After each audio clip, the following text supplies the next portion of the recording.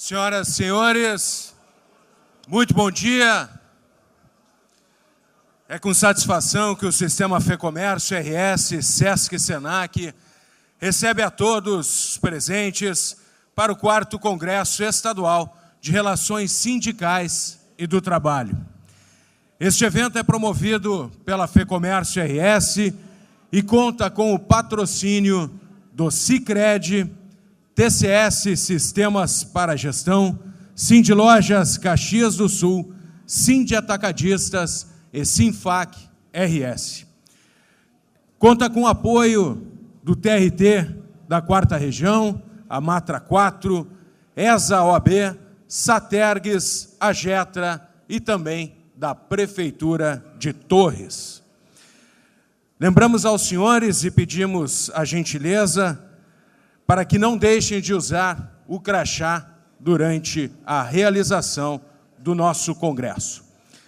As perguntas ao longo de nossa programação poderão ser direcionadas aos nossos painelistas e entregues para as nossas assistentes de sala.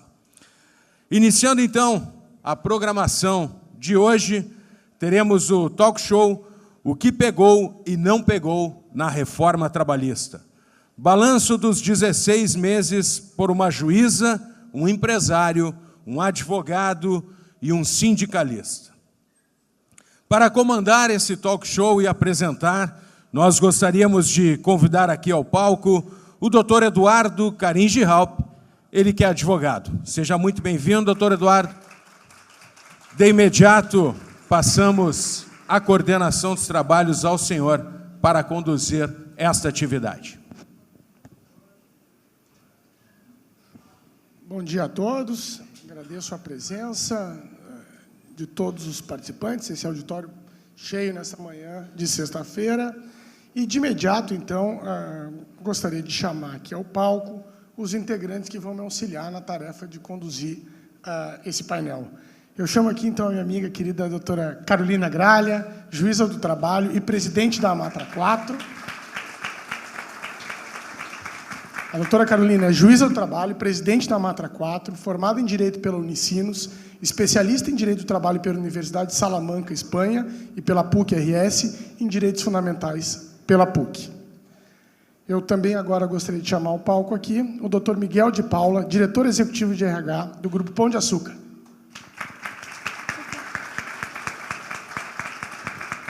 O doutor Miguel é formado em Administração de Empresas com especialização em Recursos Humanos e pós-graduações pela FGV, USP, Fundação Dom Cabral, Kellogg University dos Estados Unidos. Ingressou no GPA em 2016 como diretor executivo de RH.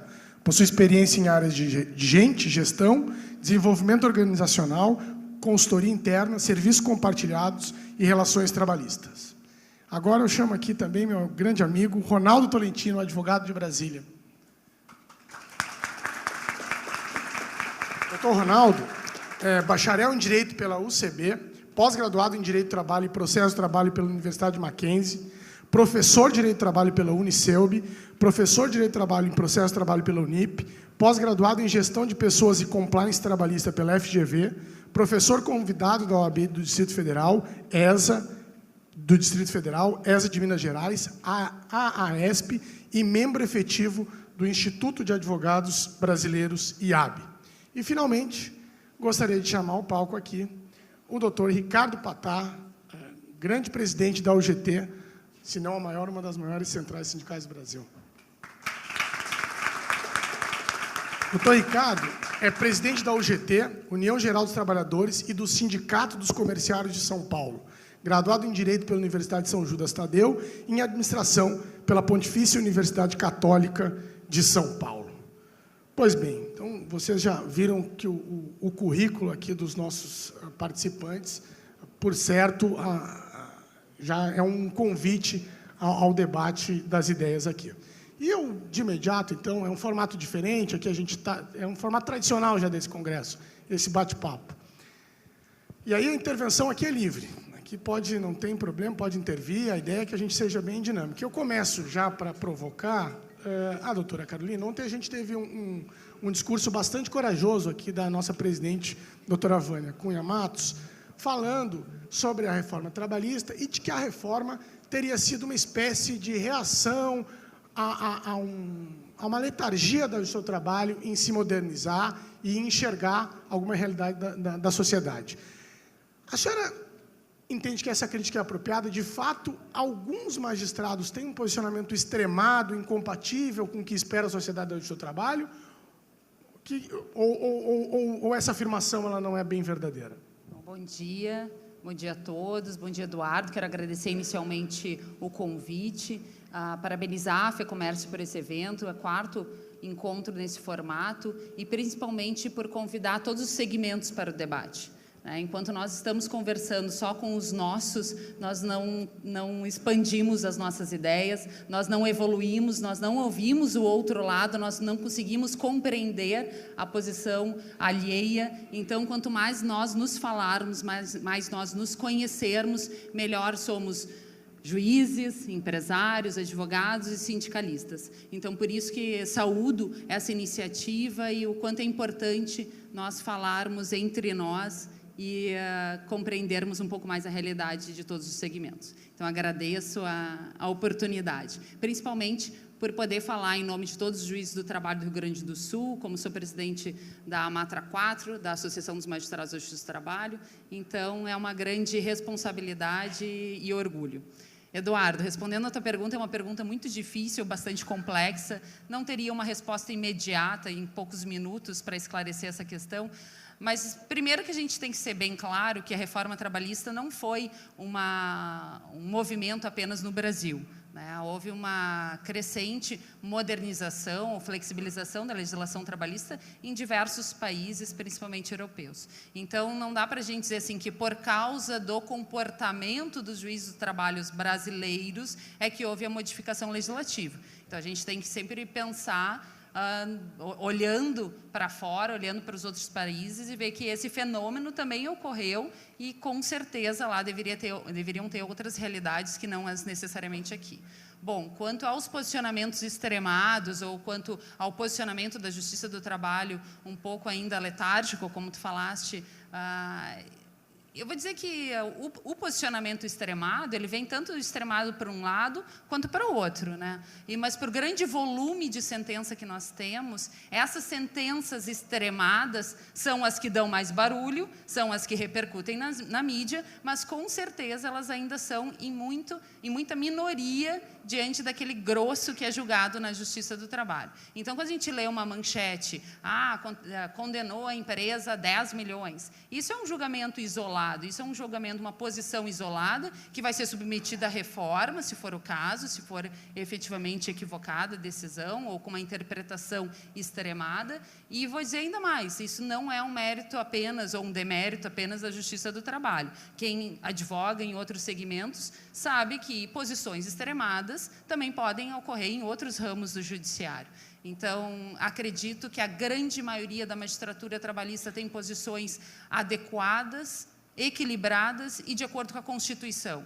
E me diz uma coisa, o que a gente, pelo menos tem se falado em alguns advogados, que a magistratura mais nova, por incrível que pareça, ela está carregada de menos ideologia. É o que se tem falado, que as sentenças de primeiro grau, hoje, muitas delas estão sendo reformadas pelo tribunal, é uma inversão em que o tribunal está sendo mais garantista do que o primeiro grau. Isso, de fato, confere ou é uma percepção equivocada? É uma percepção correta. Nós temos magistraturas diferentes, de diferentes épocas, que vivenciaram diferentes momentos políticos e econômicos, e os que atualmente que estão ingressando, eles têm uma visão efetivamente mais... liberal. Não, mais técnica da lei, é ao contrário, mais técnica da lei, ou liberal em termos econômicos, sim, sim, nesse aspecto, claro. Mais técnico na aplicação da lei mesmo, uma questão mais objetiva, mais processualista, inclusive. Por muitos anos, a Justiça do Trabalho teve essa pecha de ser uma casa que contempla apenas o trabalhador, mas hoje a gente vê, inclusive por números e estatísticas, que isso ficou uma lenda, que a casa não é a casa do trabalhador, é a casa de quem não teve o direito assistido. Se teve, vai ter a sentença improcedente, como acontece muitas vezes. E aproveitando também a tua deixa sobre a questão das alterações no mundo inteiro, especialmente na Europa, eu gostaria de chamar aqui para o debate o doutor Miguel, porque a gente sabe que o Grupo Pão de Açúcar tem na sua composição acionária, inclusive, um grupo francês, o Casino. Qual é a percepção do Casino sobre o mercado de trabalho brasileiro, sobre as relações de trabalho, sobre o marco regulatório, a lei? Qual é a percepção deles? Porque a França também é um país com uma conotação e uma garantia social reconhecida. Acho que está funcionando aqui. Em primeiro lugar, agradeço o convite. É sempre bom retornar aqui ao Rio Grande do Sul, meu estado natal. Realmente, o Grupo Casino, sua origem toda de negócio é uma empresa centenária, e o direito do trabalho na França é bastante forte. Mas ele respeita bastante as legislações locais, enfim.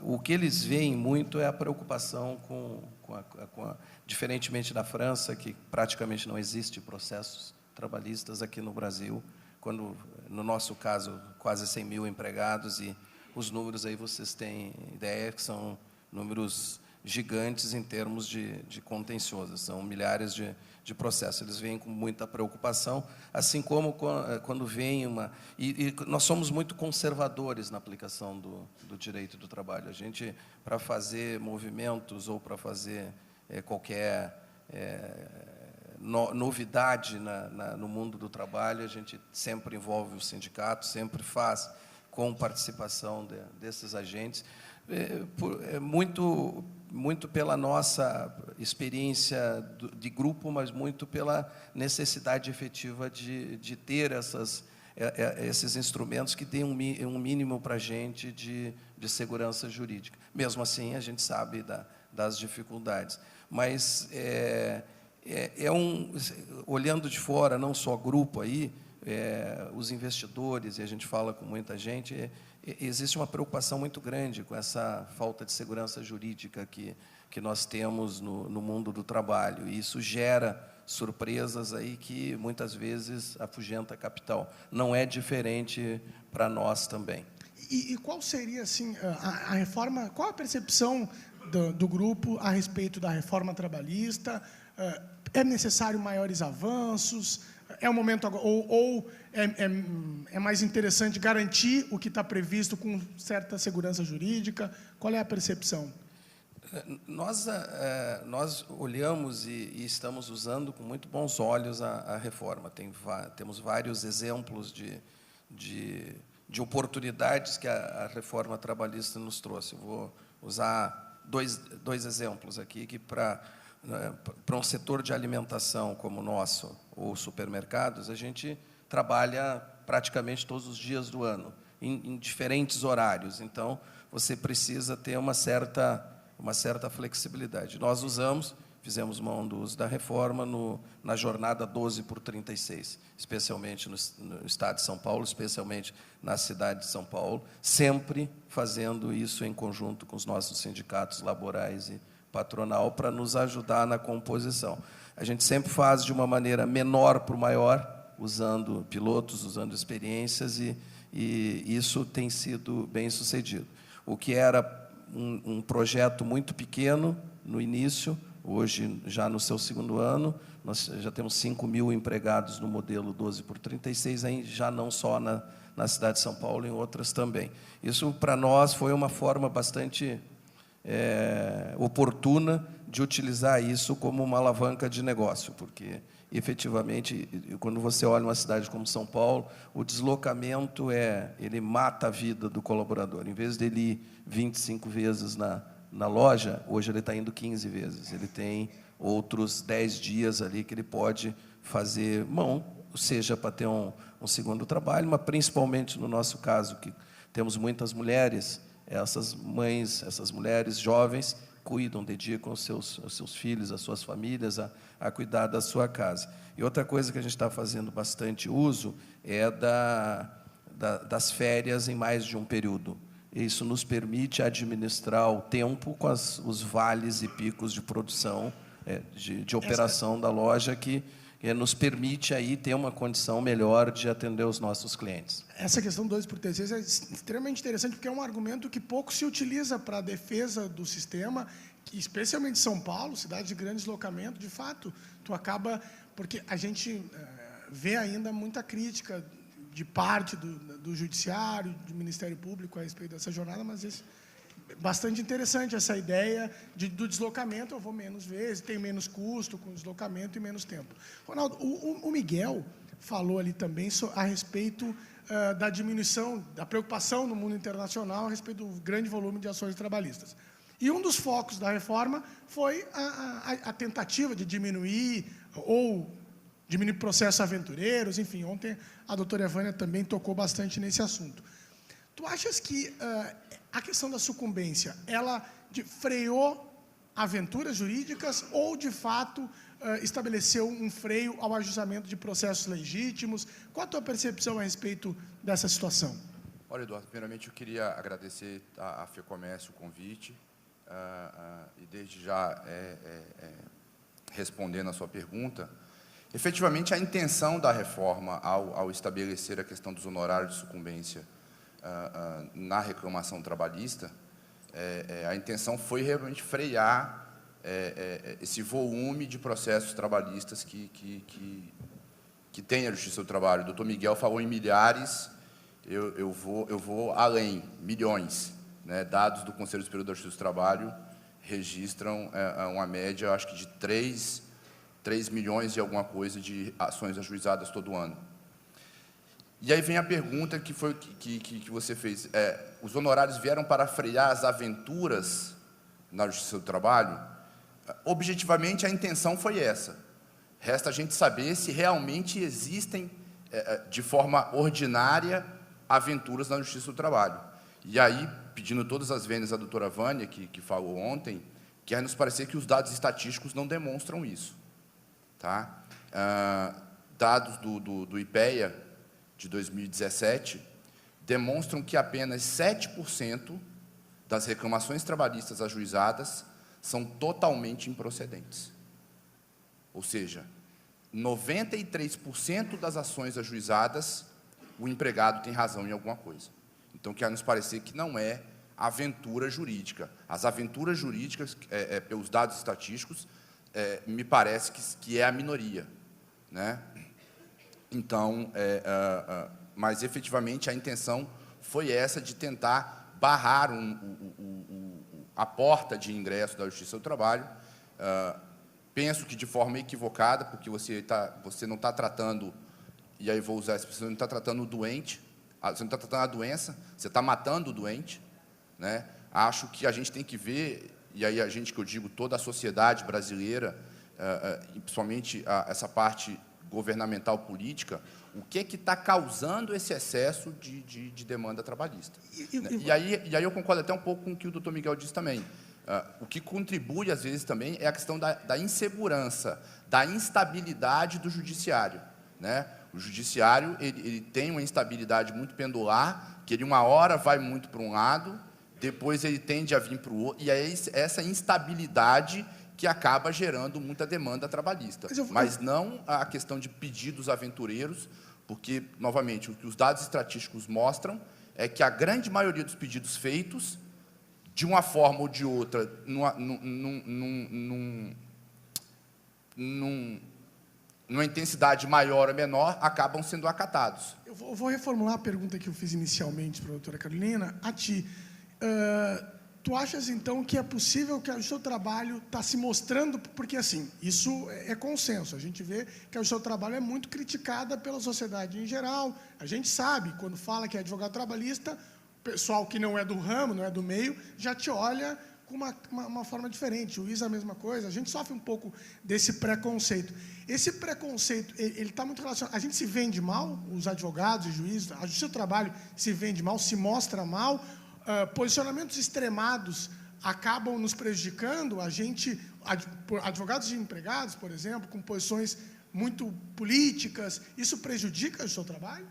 Olha, prejudica o Justiça do Trabalho, eu não coloco isso como uma culpa da Justiça do Trabalho E aí eu vou ampliar, tá? Não vou dizer a Justiça do Trabalho, mas vou colocar a comunidade jurídica trabalhista, porque aí inclui advogados, inclui sindicalistas, inclui um universo bem maior. Mas não vejo isso como uma culpa interna, mas isso, às vezes, é feito de forma até intencional por pessoas de fora dessa comunidade jurídica. Como a doutora Carolina bem colocou, sempre o que vem à mídia são as questões extraordinárias, aquilo que foge do dia a dia. Não se demonstra o dia a dia da Justiça do Trabalho, o percentual de julgamentos, de acordos, de processos em que o trabalhador, muitas vezes, está pedindo verba rescisória. E aí, novamente, trazendo dados estatísticos, o Conselho Superior da Justiça do Trabalho, todo ano, ele divulga o relatório estatístico da Justiça do Trabalho em números. O último relatório divulgado foi de 2017, ele mostra que os 7 primeiros pedidos, os 7 pedidos mais recorrentes nas reclamações trabalhistas são verbas rescisórias. O pedido número 1 é aviso prévio. O primeiro pedido que o trabalhador pede, o mais recorrente, é aviso prévio. E aí, novamente, agora eu devolvo a pergunta. Isso é um pedido inventado? Isso é uma invencionice de algum trabalhador ou de algum advogado? Pedir aviso prévio? Eu acho que o terceiro maior pedido, se eu não estou enganado, é multa de 40% do FGTS. Tem alguma invenção nisso? Então, às vezes, eu acho que essas notícias são plantadas para minar a Justiça do Trabalho. E aí, qual é a justificativa real? É a efetividade da Justiça do Trabalho. E aí, só para terminar aqui, efetividade naqueles maus empregadores. Porque, confesso aqui, e sem nenhum querendo fazer nenhum puxa-saquismo, porque não, mas me impressiona agora o que o senhor falou. Já advoguei para grandes supermercados, mas me impressiona, pelo menos lá em Brasília e no TST, que é onde eu advogo muito, o Grupo Pão de Açúcar, pelo que me lembro, é dessa área de comércio e supermercado que tem menor índice de demanda trabalhista. Né? Conheço outros supermercados que têm uma demanda bem alta, mas o Grupo Pão de Açúcar, vejo que as demandas são poucas. Então, às vezes, aquele empregador responsável, preocupado, como o senhor disse, conservador, na aplicação de novidades da legislação, acabam se resguardando nessa parte conflituosa. Eu só quero fazer uma parte. Eu pedi licença. É livre, uma parte é livre. Eu quero concordar com o Ronaldo. 58%, então, usando os números, 58% dos processos da Justiça do Trabalho, segundo o CNJ, se referem a verbas rescisórias. Em uma unidade em que eu trabalhei, esse número chegava a 80%. Então, realmente, quando a gente fala de demanda e de demanda verdadeira, a gente está falando de pessoas que estão pedindo o básico, a lei básica, e a Justiça condena aquele que não observou a lei, né, doutora? Não observou a lei, combatendo a concorrência desleal, a sonegação de imposto, de contribuição. É isso que a Justiça do Trabalho faz, e faz muito bem. Tanto que, pelo próprio CNJ, é a justiça mais eficiente, mais célere e mais conciliadora, inclusive. E eu só queria trazer essa questão da pecha, né? Em relação à MP, acho que também vai falar, né? A MP da contribuição sindical. Sim. A primeira decisão a respeito da inconstitucionalidade da MP, afastando, pelo menos num primeiro momento, a sua aplicação, foi de um juiz federal a respeito dos policiais federais. Se fosse da Justiça do Trabalho, a primeira decisão, iam falar que essa justiça é ideológica, é contra a lei, é da resistência. E não é. Aí, como foi da Justiça Federal, passou em branco, ninguém falou nada, porque, afinal de contas, a Justiça Federal é a nossa prima rica, né? Então, a gente não... Então, ninguém falou nada. Se viesse da Justiça do Trabalho, certamente seria manchete, seria, mais uma vez, o juiz do trabalho não querendo aplicar a lei e uma repercussão, uma comoção da mídia. Mas não é. Foi a Justiça Federal. Não aconteceu. Foi a Justiça Federal e aí, então, ficou todo mundo muito bem. Até aproveitando, então, para chamar o tal debate, essa questão da MP e a reforma, a gente sabe que atacou fortemente a arrecadação do movimento sindical. Em tese, haveriam duas razões. Uma, primeiro, que a divulgada, que é que o sistema sindical não é representativo, que tem 17 mil sindicatos, aquela crítica conhecida. A outra seria que é um ataque político ao movimento sindical, que é um movimento que ainda congrega a sociedade civil, uma forma de manifestação. O que te parece? Que, de fato, isso foi um ataque político ou tem razões reais, concretas, a justificar a edição da MP? Bom dia, meus amigos e amigas. Quero agradecer muito à Federação do Comércio do Rio Grande do Sul, na figura do presidente, que pela segunda oportunidade me faz ver uma terra tão linda que é Torres. Muito obrigado pelo convite. A UGT é uma central reformista. O último congresso nosso foi as reformas que o Brasil precisa. E nós valorizamos todas elas, mas principalmente a reforma do Estado, a reforma tributária, uma política industrial, a reforma trabalhista e a reforma previdenciária.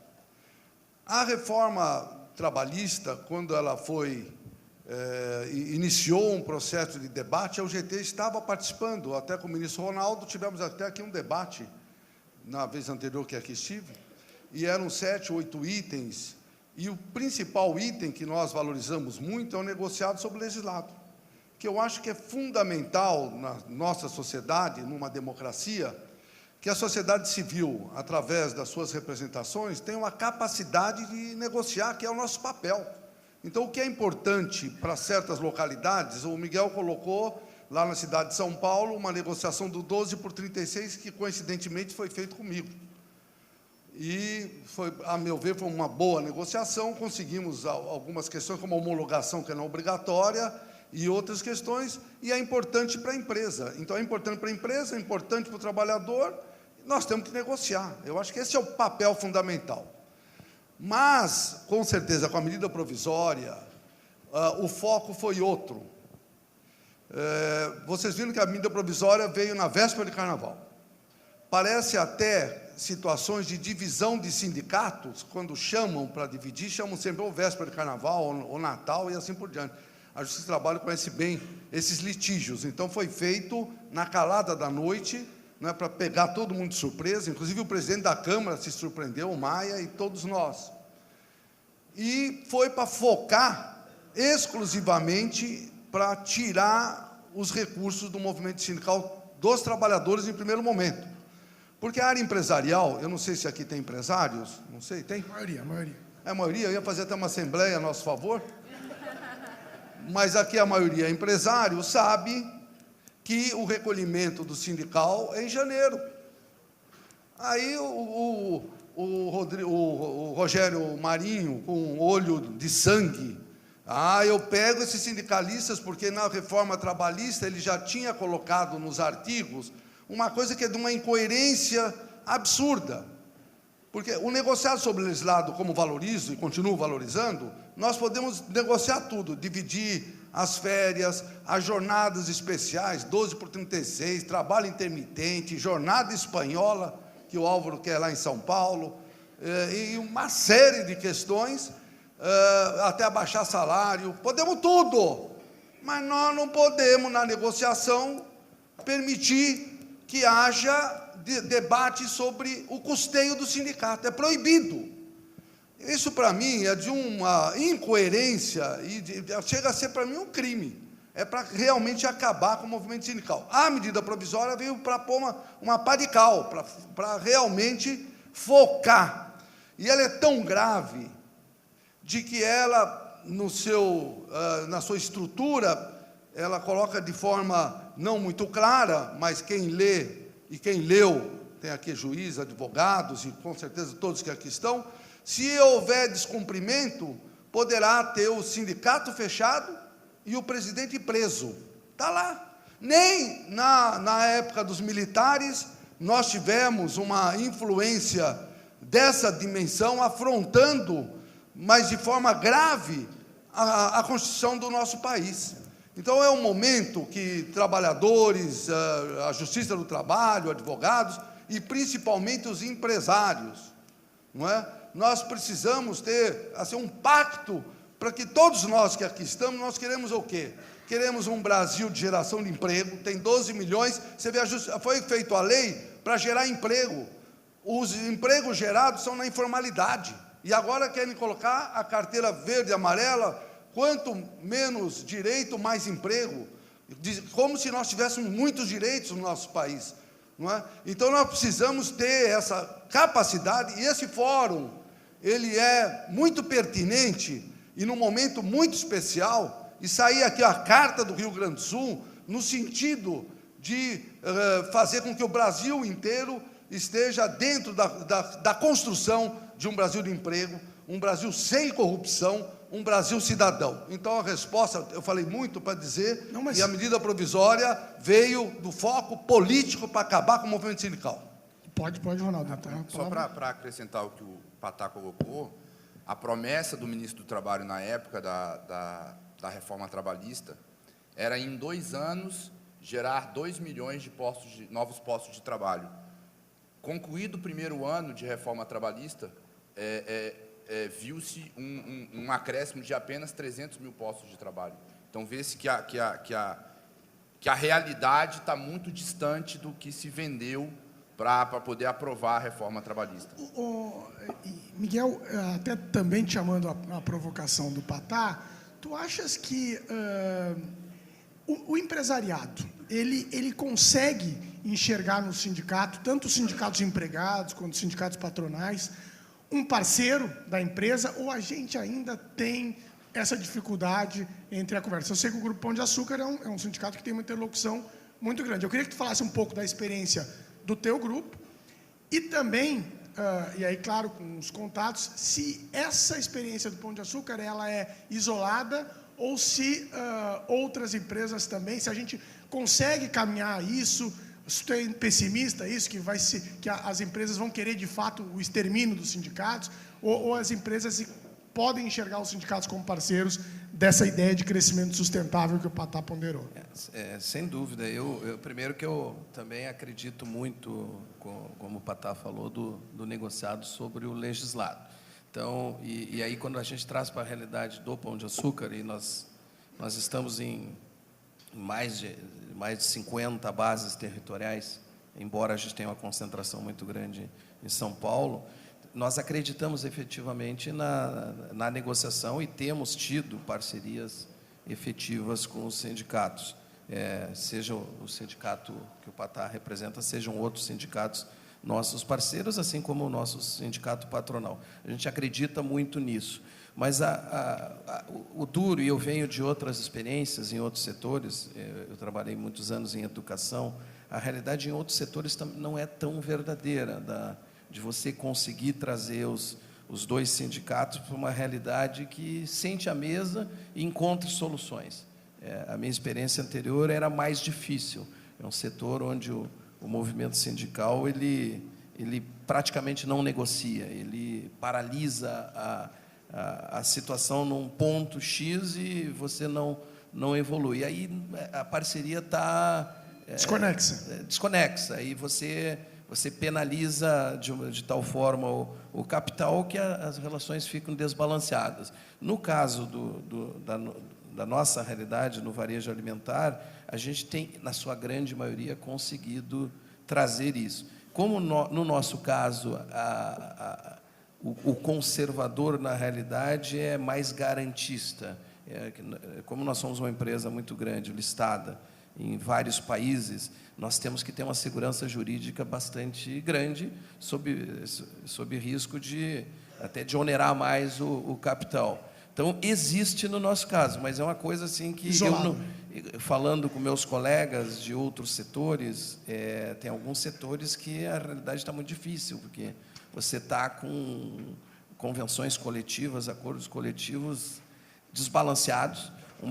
Nós estamos numa situação econômica de país pobre e a gente está tratando tratando convenções coletivas para competir com países muito ricos. Não é a realidade que a gente tem experimentado no comércio alimentar. E eu vou te fazer aqui é o público também, não só empresários, grande parte sindicalistas de empresas.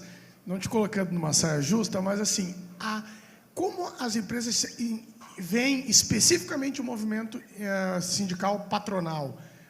Há uma parceria? É preciso mais canal de contato entre sindicatos e empresas? Onde os sindicatos podem aperfeiçoar? Qual é os pecados? Sob o risco até de apanhar do meu colega da área trabalhista lá do grupo, enfim. Mas eu acho que, aí falando bastante como empresário, olhando para o próprio umbigo, embora eu não seja empresário, seja um representante do empresariado, nós temos que fazer a nossa parte também. Nós temos que participar mais do cotidiano do movimento sindical patronal. Não poucas vezes a gente se vê representado em assembleias patronais por pessoas que não têm o poder de decisão ou que não conhecem a realidade do negócio. Então, depois não adianta olhar para a convenção coletiva e ficar chorando lá que determinadas coisas aconteceram.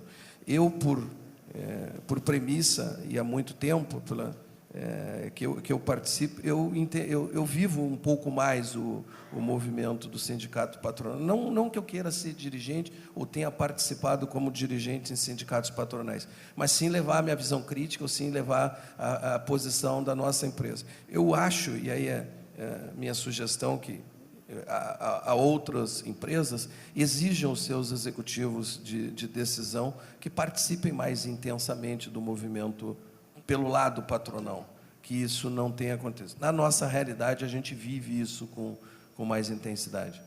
Ronaldo. Eduardo, só complementando o que o Miguel colocou, um fato que a gente consegue constatar é que o brasileiro, de forma geral, e aí eu coloco tanto os trabalhadores quanto a classe empresarial, eles não têm consciência coletiva. Falta muita consciência coletiva, principalmente nessa área trabalhista, né? Novamente, tanto do lado patronal quanto do lado profissional, você, via de regra, faz assembleias que o número de participantes dentro da categoria é um número muito baixo, pela falta da consciência coletiva. E o que o Miguel falou é verdade. Muitas empresas sequer têm uma pessoa dentro da sua empresa que entenda da relação trabalhista, que entenda da relação sindical. Então, quando vai para lá sem saber o que fazer, sem saber como é que funciona. Então, assim, é preciso também um pouco mais de consciência coletiva, novamente, das duas partes, tanto da parte trabalhadora quanto da parte empresarial, até para poder valorizar o ente sindical. Eu aproveito a tua deixa até para questionar o Patá sobre isso, porque a MP ela acaba tornando voluntários os recolhimentos, dificultando, de certa parte, os recolhimentos, mas com o mote de tornar voluntário. E, em contrapartida, ela mantém a representação compulsória, única e universal. Há um desbalanceamento, me parece evidente, mas tu achas que é possível, Patá, que o trabalhador tenha essa mentalidade solidária, coletiva, de dizer, olha, tá ali, o sindicato fez um bom trabalho, mas se eu pagar ou não pagar, seria mais ou menos, eu faço a figura do pedágio voluntário. O cara usa a estrada e ele paga, esse governo é bom, tá aqui, eu vou dar a minha contribuição. Tu achas que o trabalhador brasileiro, ele teria essa mentalidade solidária, ou isso é usar um mecanismo para acabar com os sindicatos de novo? Com certeza, nesse momento, é para acabar com a estrutura sindical. Eu sou favorável às mudanças e os aprimoramentos da estrutura sindical. Eu acho que é fundamental ter a consciência da contribuição ser voluntária. Eu acho que é importante. Mas tem que haver uma transição para que possa se adaptar a uma cultura que tem mais de 100 anos. É muito difícil você mudar de uma hora para outra. Eu fiz a pergunta para o Maia, presidente da Câmara, quando fui debater a medida provisória recentemente. Eu falei, presidente, se porventura tiver uma legislação que torna facultativa o pagamento para os filiados ao partido, ou seja, não tem mais o fundo partidário, e somente os filiados ao partido é que vão pagar e tem que receber um boleto na sua casa. Será que vai existir algum partido no Brasil? É lógico que não. Então, nós precisamos ter coerência. Precisa ter mudanças? Precisa, e nós somos favoráveis. A questão do pluralismo sindical é uma possibilidade, mas precisa ter um debate. E quem tem que fazer isso somos nós. Nós temos que ter a capacidade de construir e definir questões equilibradas. Dentro da UGT, por exemplo, nós já começamos a fazer mudanças importantes e nós colocamos no estatuto que, para ser sócio filiado à UGT, o sindicato tem que seguir algumas regras mínimas, porque nós tínhamos sindicatos filiados ao GT que tinham um estatuto que permitia que ele ficasse 10 anos no poder, tinha eleição 10 anos, um mandato, 10 anos, e se tivesse fazendo um mandato adequado, com obra, ficaria mais 10 sem eleições. Nós não podemos, esses exageros é que maculam e nos transformam em sindicatos de criminosos. Então, nós precisamos iniciar esse processo. No que tange essas mudanças, nós temos que debater, empresários, trabalhadores, nós temos que ter essa capacidade, essa solidariedade e construir o que é melhor para o nosso país. Por exemplo, nós temos a questão, então, do financiamento. Então, o financiamento, a Assembleia, como foi dito pelo doutor, e é verdade, muitas vezes o sindicato chama uma Assembleia, vão 10 pessoas para discutir sobre 10 mil ou 20 mil. Não tem legitimidade. Então, nós temos que ter instrumentos que possam legitimar uma Assembleia que vai decidir como vai ser o custeio das entidades. Essa tarefa que nós temos que desenvolver. E, principalmente, no momento que nós não falamos aqui, mas eu acho que é fundamental, que é a Revolução 4.0. Nós tivemos a Revolução 3.0, que na área dos bancários, por exemplo, de 1 milhão de bancários, passou para 400 mil no Brasil. Essa 4.0 veio para fazer... Não sou contra nada de automação, de mudança, mas se nós não tivermos conversando e dialogando, daqui a pouco vai ter sindicato de máquina, de robô, porque nós não vamos ter mais nem gente consumindo.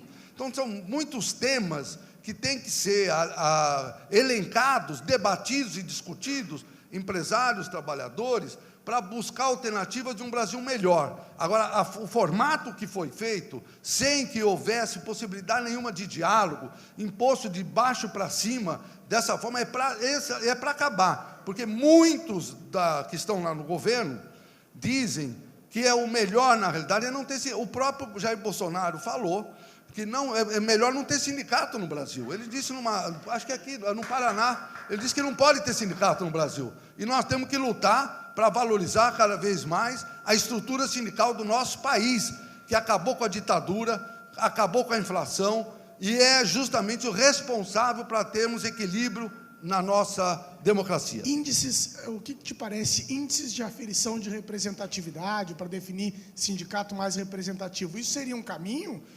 Com certeza, porque também, e é verdade, uma das perguntas que você faria, você não fez, que tem muito sindicato no Brasil, 16 mil, e se foi um dos elementos que possibilitaram essa situação. E é verdade também, porque com a contribuição sindical compulsória da forma que estava, existia uma briga para ter sindicato. Aqui mesmo, podíamos fazer um sindicato. Os sindicatos do amigo do presidente Bom, todo mundo aí, fazia um sindicato, ele é bipresidente da federação e do sindicato feito aqui.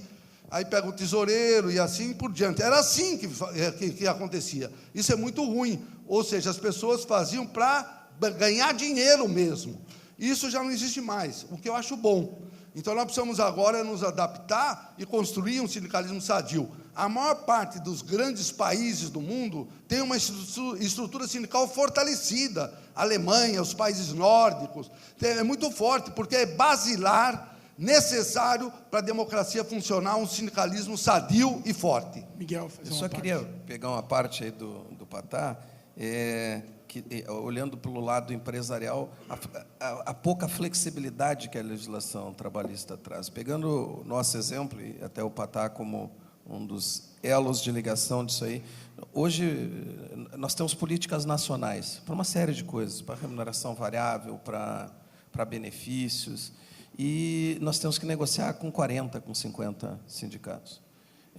Poderíamos pegar pela maior base territorial, por exemplo, e esse sindicato ele ser representativo dos outros. Isso, hoje, a não ser que se faça uma costura jurídica gigante, enorme, é impossível.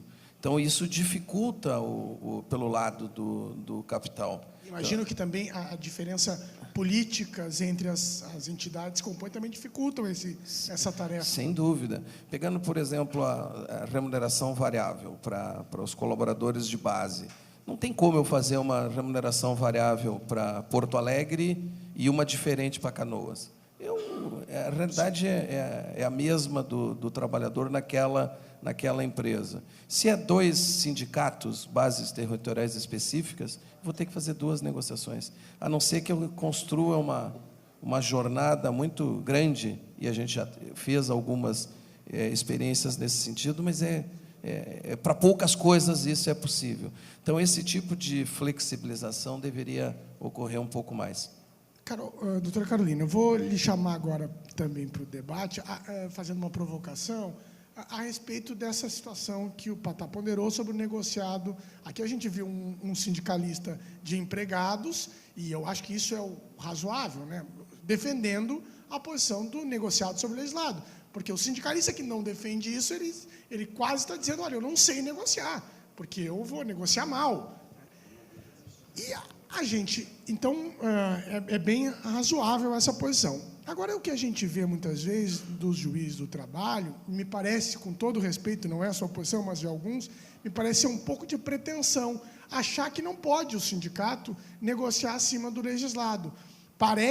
Transparece a ideia de que eu, o juiz do trabalho, é que sei, única e exclusivamente, o que é melhor para o trabalhador, ao invés do sindicato, ou mais. Não só eu e o legislador sabemos mais o que é. Essa possibilidade, que é muito criticada pela magistratura trabalhista, de negociar, inclusive abaixo de parâmetros legais, o que te parece, claro, pressupondo sindicatos fortes, isso seria viável? Bom, para começar, a reforma trabalhista tolhiu, né, essa questão do negociado legislado na apreciação do judiciário, porque ficamos apenas com a questão formal da norma, né, não entramos no mérito da norma, ou pelo menos essa a lei fria, né, a letra fria da lei, que diz especificamente isso, a gente só pode apreciar a questão formal das negociações coletivas, mas como tu bem disseste, eu sempre fui uma defensora do negociado sobre o legislado, sempre julguei a partir das normas coletivas e vejo, sim, com dificuldade, e até vamos mais adiante, quando o magistrado entende, não estou falando de fraudes, mas um acordo, acha que não deve homologar, porque acha que sabe mais que as partes que estão ali concordando com aquela conciliação, enfim, acho que a gente tem que seguir, sim, a realidade ela é muito diferente. A minha primeira titularidade, há um ano atrás, foi em Frederico Westphalen, onde conheci uma realidade bastante dura dos frigoríficos, né? Então, aqueles sindicatos fortes conseguem negociar muito além da minha experiência de 15 anos de magistrado. Então, eu tenho que respeitar e observar. Claro que dentro de um parâmetro de dignidade, de avaliação jurídica mesmo. Mas, fora isso, a gente concorda. Eu acho que o juiz tem que ter essa compreensão. Que essa pacificação... Porque, primeira pergunta, né, na verdade, também esse conflito todo que a gente enxerga e vê na sociedade, de posições opostas, maniqueístas, isso também se revela na magistratura? Com certeza, o que tem na sociedade, o que tem do lado de fora, também se repete, é um padrão comum, somos pessoas com posições jurídicas, políticas, ideológicas, então tem mecanismos, ambos os lados. Porque qual é o problema que eu vejo nisso? Na verdade é que, de um lado ou do outro, a gente acaba ficando numa total insegurança, aquilo que o Miguel ponderou. Há mecanismos, a questão da autonomia funcional é um bem muito sagrado para os magistrados. Mas, de outro lado, me parece que isso acaba gerando milhões de decisões, milhões de leis, e o empresário e o empregado ficam no meio dessa briga sem saber o que fazer. Há uma forma de resolver esse dilema, esse problema, ou a gente vai ter que conviver com isso? Eu tenho falado muito da questão da reforma trabalhista, que quando chega o processo até nós, são teses jurídicas que vamos avaliar, vamos estudar e vamos nos posicionar. O que me preocupa hoje na reforma trabalhista é o dia a dia dos senhores empresários, dos trabalhadores, dos sindicatos, que realmente não sabem o que fazer. E se nós não sabemos, imagina vocês. E aguardamos o posicionamento do STF em relação a pelo menos a justiça gratuita, e não só a várias outras questões que estão lá. Dependemos do TST se manifestar, acho que já tardou demais ambos os tribunais superiores se manifestarem. Já deveriam ter falado, quando houve a reforma trabalhista em Portugal, No primeiro ano, o Tribunal Superior deles, o STF deles, já definiu os critérios, o que era constitucional ou não, e nós aqui em 16 meses estamos remando, aguardando ainda, e não temos previsão desse julgamento, ainda está lá adiante, temos outras questões urgentes. Mas quanto à questão da independência judicial, falei que nós, funcional, nós temos eu acabei de falar, eu sou cidadã, tenho meus posicionamentos, tenho minha formação cultural, minha formação familiar, e independentemente daquilo que eu creio e defendo como pessoa, o que eu julgo é diferente. Ainda que isso me influencie, evidentemente, eu não posso falar que eu sou neutra, eu sou imparcial, mas não sou neutra. Embora me influencie, eu só posso fazer a avaliação da lei à luz da Constituição. Então, o judiciário, e quando a gente está na faculdade, eles falam isso é a beleza do direito, cada um tem o seu posicionamento, os seus argumentos, isso que enriquece o direito, o debate.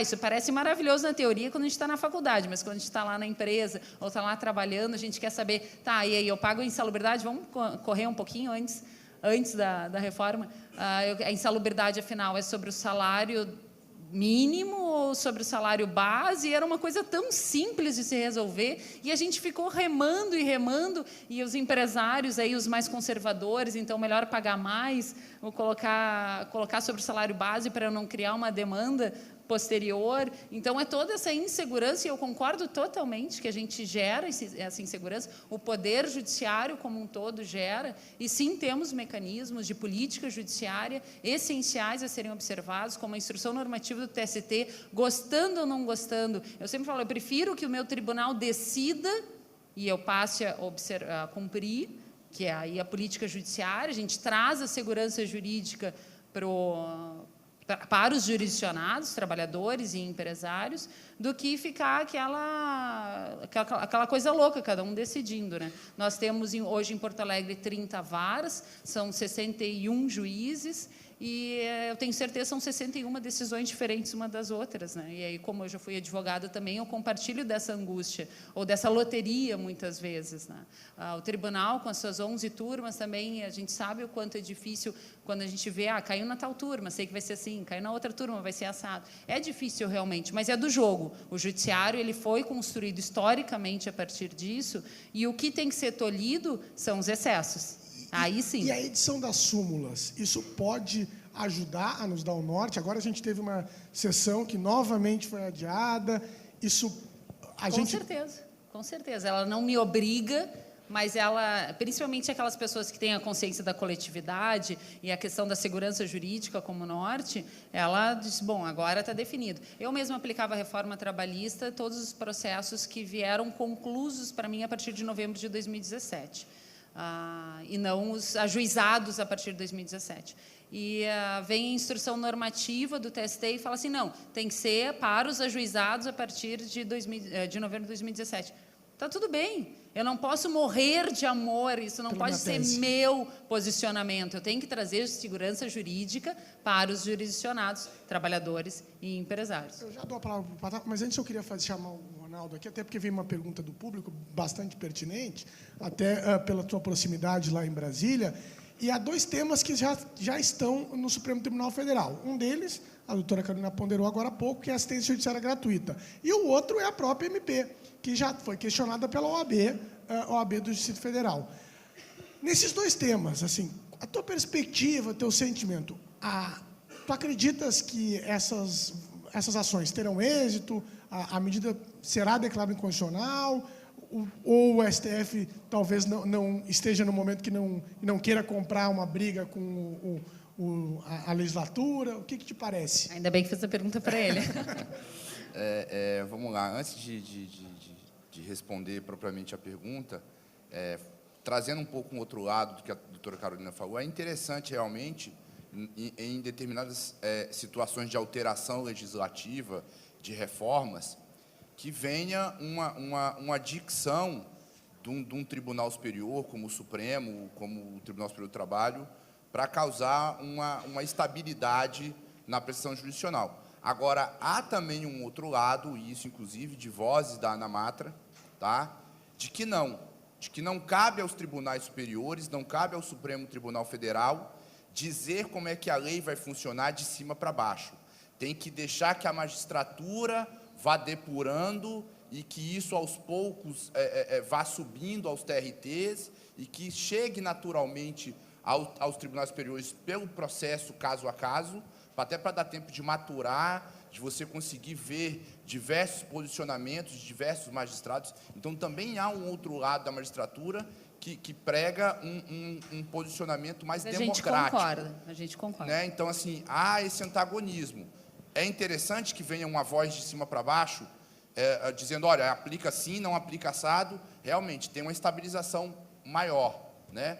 Mas você tem esse outro lado da magistratura, que eu escuto muito isso lá em Brasília, da ANAMATRA, de que o mais democrático, o mais interessante, embora menos estável, é que se aguarde... mais custoso, né? Porque para a sociedade como um todo pode ter um custo grande. É interessante colocar esse outro lado também. Sim, claro. Mas, Ronaldo, o que eu falo são questões técnicas, assim, processuais mesmo, como foi a instrução normativa. A instrução normativa não fala do direito material, que é o que eu concordo aí com a ANAMATRA, que isso a gente tem que ir amadurecendo. Mas questões processuais, até mesmo porque a reforma trabalhista é carente disso, não faz nenhuma regra de transição, né? E eu acho, daí a gente concorda. E redações mas a questão mal feitas, processual, eu não tenho dos dúvida alguma que tem que Agora, ter uma padronização. A pergunta propriamente, com relação à questão da gratuidade da justiça, eu acho, e aí não digo só por mim, mas já antevendo o início do julgamento da própria ADI da gratuidade de justiça, acho que o Supremo vai dar uma regulada nessa norma da reforma trabalhista. Tá? Nós já temos 2 votos na ADIM, acho que 5766, 5746, não lembro o número de cabeça. Nós já temos 2 votos que, em maior ou em menor grau, já disseram que a reforma não está correta.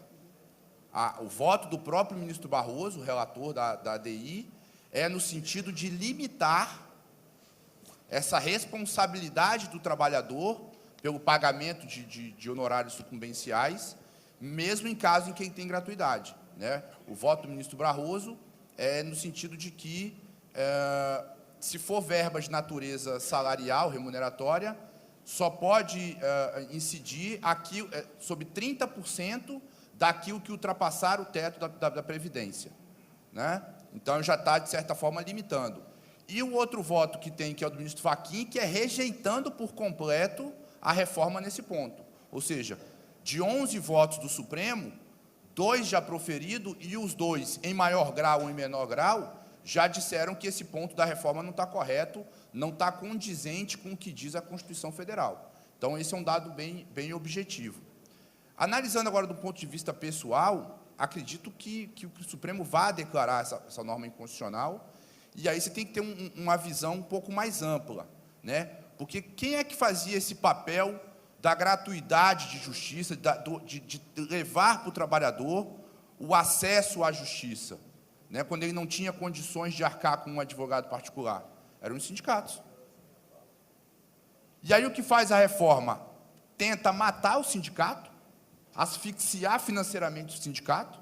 O que a gente já vê no dia a dia são sindicatos fechando as portas. Né? Eu tenho experiência de um sindicato de trabalhadores, que é cliente do escritório no Rio de Janeiro. Esse sindicato tinha 20 advogados contratados para prestar serviço. Após a reforma, só tem 2. O sindicato teve que demitir 18 advogados, que prestavam essa assistência jurídica ao trabalhador. E aí, o que sobra para o trabalhador?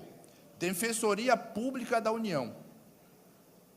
Tá? E aí tem um comunicado da própria Defensoria Pública da União, de janeiro de 2019, onde a Defensoria Pública da União diz que está com uma defasagem de 600 defensores públicos no Brasil, nos seus quadros. A própria Defensoria Pública diz que está com uma defasagem de 600 defensores públicos que não consegue atender todo o território nacional. Aonde que o trabalhador vai conseguir assistência jurídica para demandar verba rescisória? Não estou falando aqui de trabalhador que inventa direito, de advogado que pede de A a Z, como estão falando. Eu estou falando de trabalhador que, às vezes, a empresa fecha, e eu estava falando agora com um colega da doutora Carolina, uma realidade aqui próxima, na indústria calçadista aqui do Rio Grande do Sul, que, às vezes, os pequenos ateliês fecham as portas, que não paga verba rescisória, não paga FGTS, não paga aviso prévio, não paga nada, simplesmente fecha a porta e manda o trabalhador para a rua. Eu vou só te fazer uma provocaçãozinha em relação a isso, esse tema da gratuidade, porque, assim, também nós advogamos exclusivamente para empresas. E, então, eu já passei, o escritório tem quase 15 mil processos, já passei por tranquilamente, mais de 30 mil processos na minha mão. Eu não me lembro de nenhum processo em que não haja pedido de assistência judiciária gratuita. Então, assim, 30 mil processos, onde nenhum tenha dito, não, olha, eu tenho condições de arcar com o processo. Essa banalização, porque assim, na verdade, eu não estou falando só de honorários, estou falando de assistência judiciária mesmo. Porque assim, alguém tem que pagar.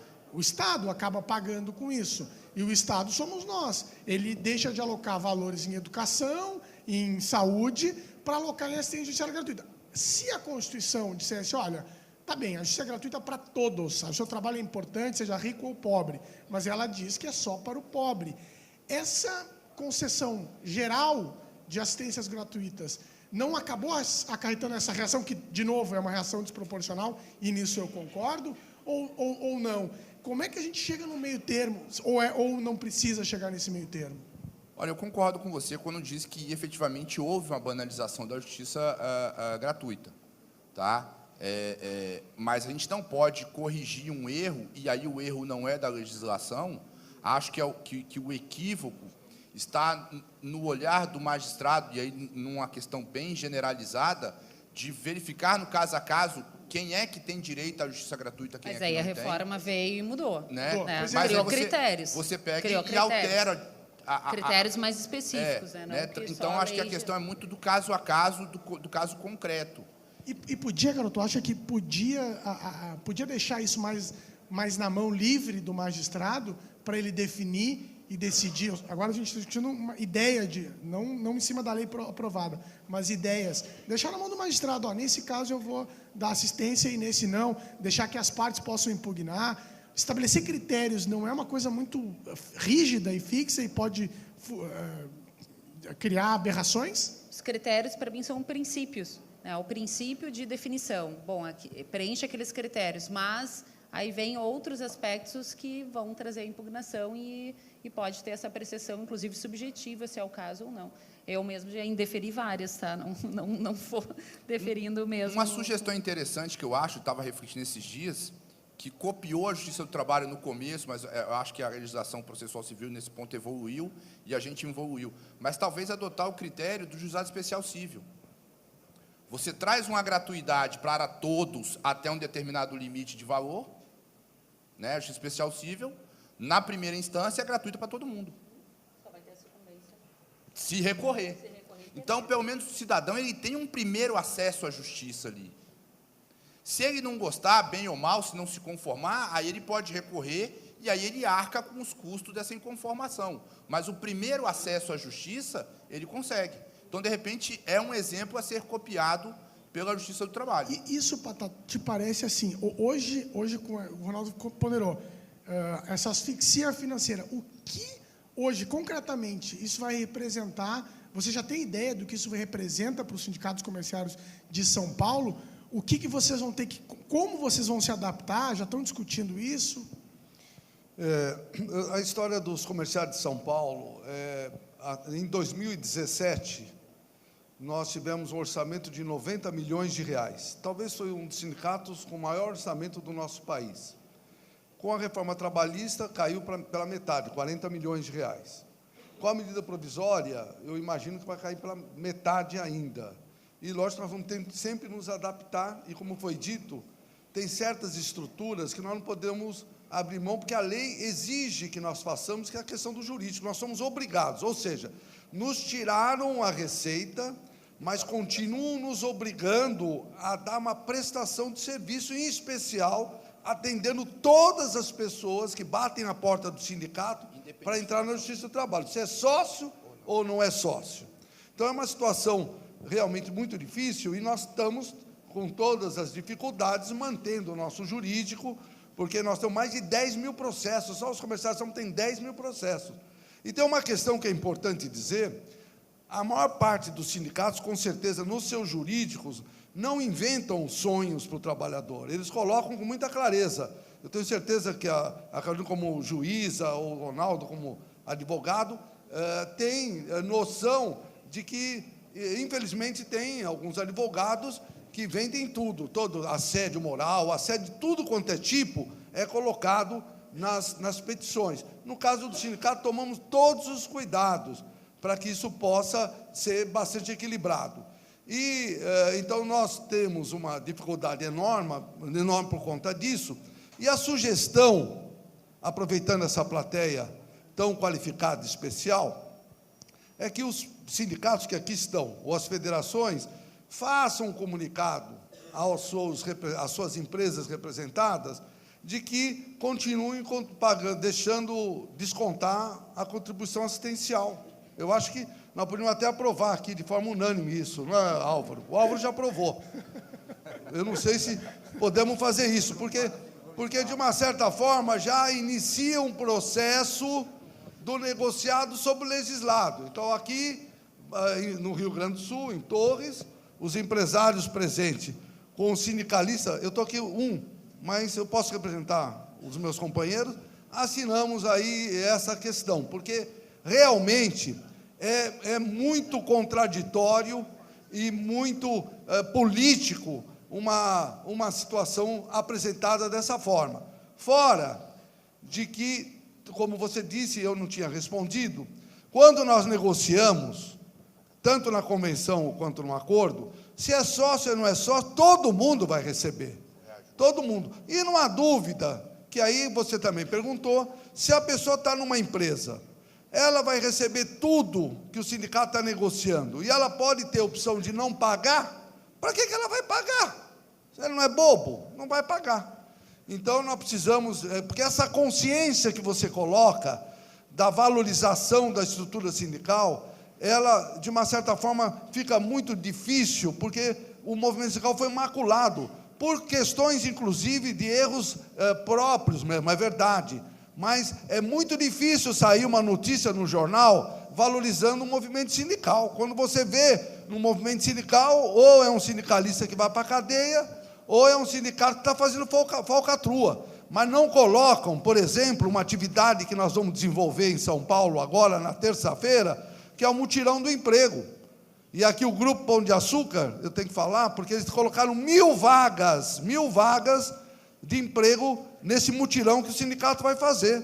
Então, nós vamos colocar 10.000 vagas, 1.000 só do Pão de Açúcar, para iniciar um processo de inclusão social, porque esse é o nosso papel. O nosso papel é trabalhar para o Brasil, para um Brasil de emprego, um Brasil sem corrupção e um Brasil que nos orgulha, um Brasil cidadão. Então, são essas considerações.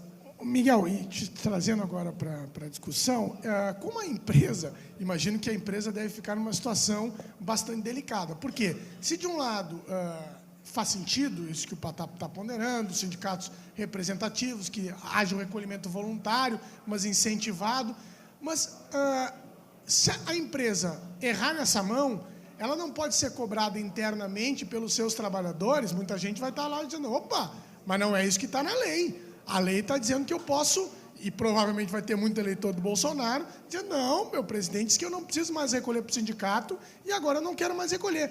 Isso já vem ocorrendo? Vocês veem, ou é possível que isso ocorra? Tem as duas situações, tem nas diferentes regiões também.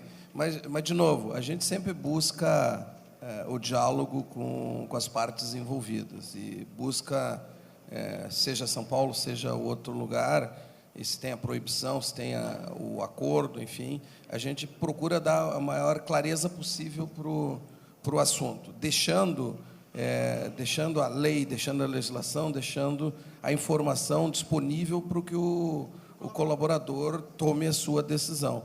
Nós procuramos ser o mais neutro possível. É claro que uma ou outra situação a gente perde a mão, mas deixando que o trabalhador tenha a informação e tenha a decisão, sem ser pendente para um ou para o outro lado. Ronaldo, eu vou voltar, porque ficou faltando aquela questão da MP, a discussão da MP lá no âmbito do STF. A OAB entrou com uma DIN questionando a constitucionalidade da MP. E essa, o que te parece? A outra... Olha, a MP, e a gente tem que dividir a MP em diversos pontos. Com relação à contribuição confederativa, me parece que a inconstitucionalidade é clara, né? A MP vai completamente de encontro com o que diz o texto constitucional, né? O artigo 8º, acho que inciso 4º, diz expressamente que a contribuição confederativa será estabelecida em assembleia com desconto em folha. Então, acho que com relação à contribuição confederativa não tem dúvida nenhuma. Com relação à contribuição associativa, também quer me parecer inconstitucional, aí já com um viés de olho no inciso 1º do artigo 8º, que fala da interferência do poder público na estrutura e no sistema sindical, né? A Constituição expressamente veda essa interferência do poder público. E aí, interessante que a Carolina trouxe a questão da liminar dada pela Justiça Federal, e eu recebi uma informação de ontem do Conjur, que o TRF da primeira região deu uma decisão já colegiada, né? E aí, novamente, não é a Justiça do Trabalho que está dando, tá? É o Tribunal Regional Federal que está dizendo que a medida provisória é inconstitucional. Outro ponto interessante da MP, que é a taxa negocial, que o TST vinha colocando dentro dos acordos e convenções coletivas do trabalho, né, que era uma contribuição pelo sucesso da negociação, e aí eu repito aqui o que o Patá disse, e essa negociação ela atinge a todos. Aquele que optou por contribuir, ou aquele que não optou, aquele que é filiado ou que não é filiado. Quando o sindicato consegue êxito numa negociação, e às vezes consegue um reajuste acima do INPC, um ganho real de salário, são todos os trabalhadores da categoria que serão beneficiados, né? Então, com relação à taxa negocial, a lei federal 11.000 e alguma coisa, não vou lembrar de cabeça, que estabeleceu a taxa negocial, disse que a lei regulamentaria a matéria. E aí pode o executivo usurpar essa competência do legislativo para querer regulamentar via medida provisória. Então, existem vários aspectos constitucionais e as decisões judiciais, seja de primeira instância, seja de tribunais, como já está acontecendo, seja da Justiça Federal, seja da Justiça do Trabalho, já começaram a aparecer mostrando que a MP foi além. Então, quer me parecer que, efetivamente... Tem possibilidade. Temos o debate. A contribuição que eu queria colocar na mesa aqui, está muito em linha com o que a doutora Carolina comentou antes, é de algumas premissas. O imposto sindical, a contribuição, a taxa, seja ela qual for, acho que tinha que ter limites. E é muito fácil colocar esses limites. Você vê em determinados acordos ou convenções verdadeiros absurdos aí, que isso desregula aí qualquer relação. Se tivesse um limite, pensando aqui muito rapidamente, o imposto sindical fosse o limite da contribuição, se é um dia de salário que o trabalhador paga, qualquer contribuição para uma negociação coletiva ou coisa parecida deveria ficar limitado a esses patamares.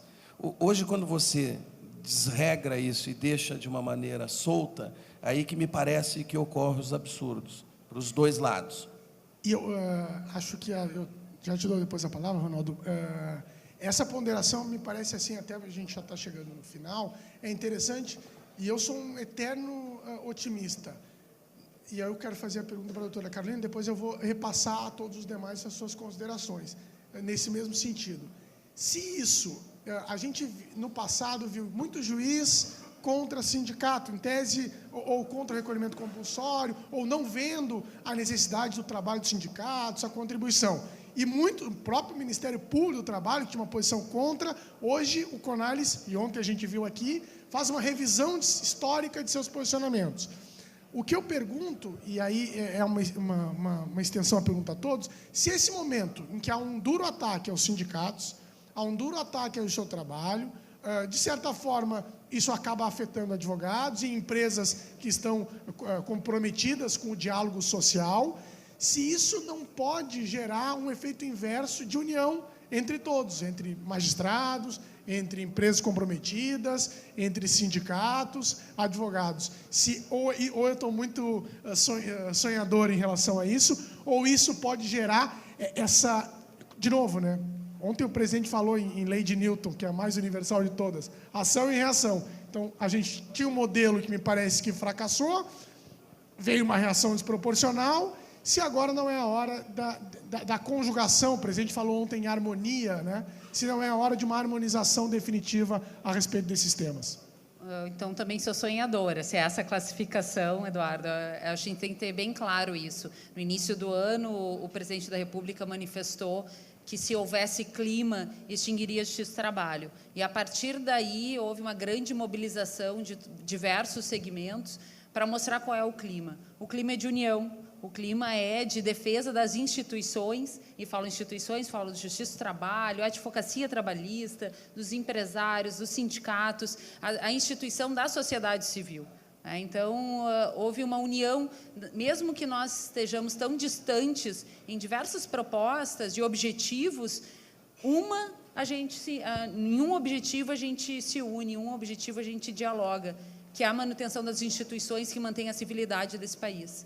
E a justiça do trabalho, dentro de todo esse sistema da advocacia, dos sindicatos, está dentro, né? Então, acho que a gente, a partir dessa provocação, passa a se olhar até com empatia, né, dá para se dizer assim, passa a olhar o sindicato de uma outra forma, a advocacia trabalhista de outra forma, e os empresários de outra forma, os trabalhadores de outra forma, se é que já não era tão diferente antes.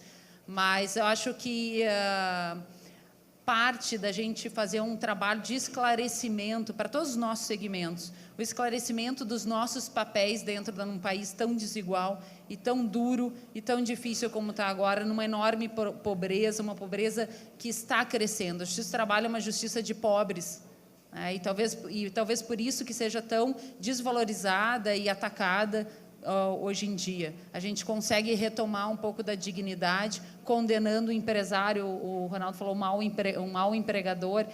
Eu não gosto do mal e do bem, né, porque todos nós temos um pouquinho de cada, mas assim, daquele que não cumpre a lei, né? Então, acho que a gente tem que ter muito consciente isso, falar mais, nos vender melhor, como falaste também. Então, isso nos une, né? A falar daquilo que é melhor para o nosso país, daquilo que a gente se preocupa de um país para o crescimento, para a recuperação econômica e, principalmente, a recuperação da dignidade das pessoas.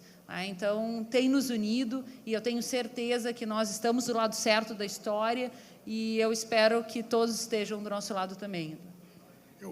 Agora veio duas perguntas aqui, eu vou passar essa pergunta para o Patá, que é a seguinte, e até dirigida a ele. Como fica a negociação coletiva após a publicação da MP 873? E ele faz um questionamento interessante. É possível que os sindicatos, numa reação, comecem a fazer uma distinção na negociação? Olha, eu vou fazer uma convenção coletiva em que ela abranja só associados. Isso te parece que vai ser uma tendência, claro, com todas as questões jurídicas que isso envolve? Depois o Ronaldo até pode fazer uma análise jurídica sobre isso, mas, politicamente, os sindicatos serão capazes de fazer isso? Acha que é uma possibilidade? Bom, com relação à nossa compreensão da contribuição assistencial em negociações coletivas anteriores à medida provisória, nós entendemos que é pacífico, e lá em São Paulo, com a área empresarial, temos essa compreensão, que as contribuições deverão ser recolhidas da forma que foram contratadas na convenção coletiva. Aquelas convenções que estão em debate e discussão após a medida provisória não têm essa segurança que eu estou expressando, mas, de qualquer forma, estamos quase que de acordo também com a área empresarial de manter o custeio independente até da medida provisória.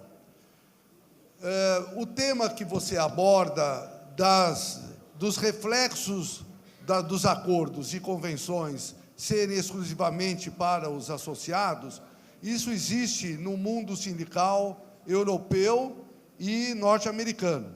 Lá nos Estados Unidos, somente os sócios recebem as negociações coletivas ou os acordos que são feitos.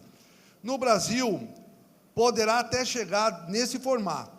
Eu acho temeroso qualquer convenção ou acordo, nesse momento, nós definirmos e limitarmos exclusivamente para sócios. Eu acho que qualquer arguição, ou através do próprio Ministério Público, ou de uma ação que possa ser feita por algum interessado, a meu ver, derrubaria essa cláusula, que ela é lógica na construção, já que o movimento sindical ele está com essas definições através da legislação e agora com a medida provisória, seria lógico desse formato.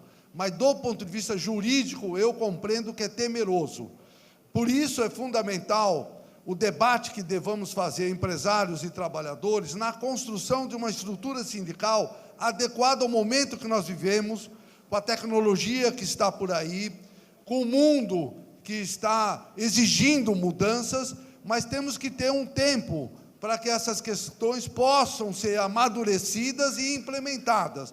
Eu sou favorável a mudanças importantes, não só na questão trabalhista. O Brasil precisa mudar na educação, na saúde, em todas as questões. Mas nós queremos dar contribuição de mudanças no campo que nós conhecemos. Então, meu mediador e companheiro Eduardo, que eu agradeço muito, você também, ele fez o convite para que eu estivesse aqui, então agradeço, e eu acho que temos que construir, já que nós estamos com a Carolina, uma juíza competente, podemos já sair aqui costurando alguma coisa já para o futuro do nosso país. Ronaldo, o que te parece dessa? Eduardo, eu acho até, complementando o que o Patá colocou, já existem alguns sindicatos com essa ideia de que vai negociar só para quem contribuir, o acordo só vai atingir, ou o acordo só vai atingir quem contribuir, mas quer me parecer, do ponto de vista jurídico, que isso contraria o próprio conceito de sindicato como defensor da categoria. A Constituição diz que cabe ao sindicato defender os interesses da categoria, e a categoria é uma só. Então, quer nos parecer que, pelo próprio conceito posto na Constituição, fica muito difícil, embora, repito, já existam alguns sindicatos querendo ter essa ideia, mas, juridicamente, na forma como posto pela Constituição, do sindicato como representante da categoria, acho que essa ideia não se conforma com esse conceito constitucional. E, Miguel, o que te parece? Eu imagino uma possibilidade como essa para o RH de uma empresa. Então, eu vou ter que olhar lá, tem várias negociações, então, pressupõe-se, então, 2 negociações. Esse trabalhador está afiliado, então, esse aqui eu pago quebra de caixa, para esse aqui eu não pago. Hoje, do jeito que está, como tu dissesse, no comércio, com milhões de sindicatos, imagina uma situação como essa. Isso me parece que te parece. É inviável, não, é impossível isso acontecer. Nós vamos ter que fazer uma nova reforma. Nós mudamos as relações de trabalho. É inexequível, a meu ver. Eu acho que tem que se buscar um equilíbrio nessa situação e sair desse enrosco que nós estamos. Sob a ótica operacional, não tem como fazer. Você vai ficar... E sob a ótica motivacional, imagina, você tem 2 operadores de caixa, um tem o quebra de caixa, outro não tem. É uma coisa até meio impensável que nós, nos mundos atuais, nós estejamos discutindo esse tipo de situação. Doutora Carolina, o que te parece da mesma forma? Concordo totalmente. Até tem uns juízes que estão justificando, assim, não, então agora só vou aplicar a norma coletiva para os que são associados. Mas concordo totalmente, acho que a gente deveria com a diferença das pessoas dentro da empresa, que é algo que causa muito desgaste, A gente fala muito dos terceirizados, da dificuldade que eles têm de identificação com a empresa, da falta da identificação com o próprio sindicato, já que às vezes eles só 1, 2, 3 daquela empresa dentro da outra terceirizada. Então, impensável, eu não consigo nem ver e no ponto de vista prático, como o Miguel falou, mas principalmente do ponto de vista jurídico, né, que é inconstitucional, não teria como aplicar uma coisa dessa. Bom, como o senhor Ibrahim sempre, que é o coordenador, ele é muito pontual, e ele sempre cobra pontualidade de todos, eu vou respeitar aqui. Eu gostaria antes só de, primeiro, agradecer o aceite ao convite que eu fiz a todos vocês, dizer que isso aqui me faz continuar sendo sonhador. A gente tem aqui, e talvez isso aqui não represente, infelizmente, a grande parcela do sindicalismo. A gente tem aqui, se não o maior sindicalista, não no sentido de grandeza, mas um dos mais respeitados e ponderados, tanto pelo movimento dos empregados quanto do movimento empresarial. Temos um advogado reconhecido por todos, seja no que diz respeito ao trabalho efetivo, também no aspecto associativo, que milita junto à classe, uma empresa reconhecidamente por todos comprometida com o crescimento sustentável, com a questão social, né? E uma juíza que dispensa maiores elogios pelo tudo que ela disse aqui. A gente vê que é disso que a gente precisa. Agora, como replicar Carolinas, como replicar Patá, como replicar Miguel, como replicar Ronaldo, isso é um trabalho que eu acho de conscientização. Acho que outro ponto que a Carol falou sobre se vender bem, acho que a gente tem que começar, tanto no movimento sindical, empresas, cortar espaços daqueles que não têm bom senso, aqueles que não têm harmonia. Empresas que não conjugam com os ideais dos sindicatos, com os ideais do sindicalismo, sindicatos que não se autorrespeitam, advogados o mesmo e judiciário o mesmo. E eu acho que esse foi o que a gente, com modéstia à parte, a gente conseguiu fazer nesse momento. Miguel, tu quer fazer um comentário? Eu lembro, em primeiro lugar, eu estou achando, parabéns pelo debate aqui, pela iniciativa da Fé Comércio. Eu estou achando pouca conversa, pouca mesa, pouca negociação no atual momento da reforma. Na Constituição de 88, se debater, as mudanças foram muito maiores e se debateu muito mais e se encontrou soluções. Não ficou nenhuma. Lembra, muito rapidamente, um dos grandes debates era turnos de trabalho, turnos de revezamento. E se levou 2, 3 anos, mas se encontrou a solução. Eu estou achando que, seja de sindicato trabalhador, seja dos sindicatos patronais, tem pouca conversa, tem pouco entendimento. Quando não existe isso, falta o equilíbrio. Eu acho que está faltando iniciativas como essa, e parabéns aí para a Fé Comércio por ter promovido. Eu estava encaminhando para o encerramento aqui, mas agora surgiu uma última pergunta do presidente bom, e aí pergunta do presidente, a gente tem que abrir uma exceção aqui. Eu vou perguntar para o Ronaldo, que é uma questão bastante interessante, que a contribuição agora não pode mais ter desconto, só por boleto. Mas o que questiona o presidente é que, baseado no artigo 462, quarto, que diz que o empregado pode dispor do seu salário, se houver uma autorização expressa, ele diz, olha, autorizo o desconto, pode descontar, a empresa pode descontar a contribuição sindical ou ainda assim te parece que há risco? Olha, novamente, pela redação da MP, ainda que ele autorize o desconto, que ele chegue com dinheiro no RH, está aqui o dinheiro para dar para o sindicato, pela redação da MP, tem que ser via boleto. E aí a gente volta ao que já foi dito. Me parece que a MP, nesse ponto, avançou demais, e em alguns pontos vai ser declarado inconstitucional, né? E até um pouco que o Patá falou também. A Assembleia de Sindicato pode tudo, pode autorizar redução de jornada, pode autorizar participação nos lucros e resultados, em situações excepcionais pode autorizar redução de salário, mas não pode autorizar um desconto de taxa assistencial, de contribuição.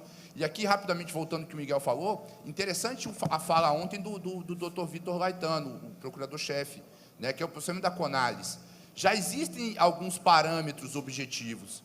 Assembleia com ampla divulgação, em que participem associados e não associados, direito de oposição e que o valor seja razoável. Então, se você estabelecer alguns critérios mínimos, não vejo por que esse desconto em folha, mediante autorização, inclusive por meio de assembleia, garantido o direito de oposição.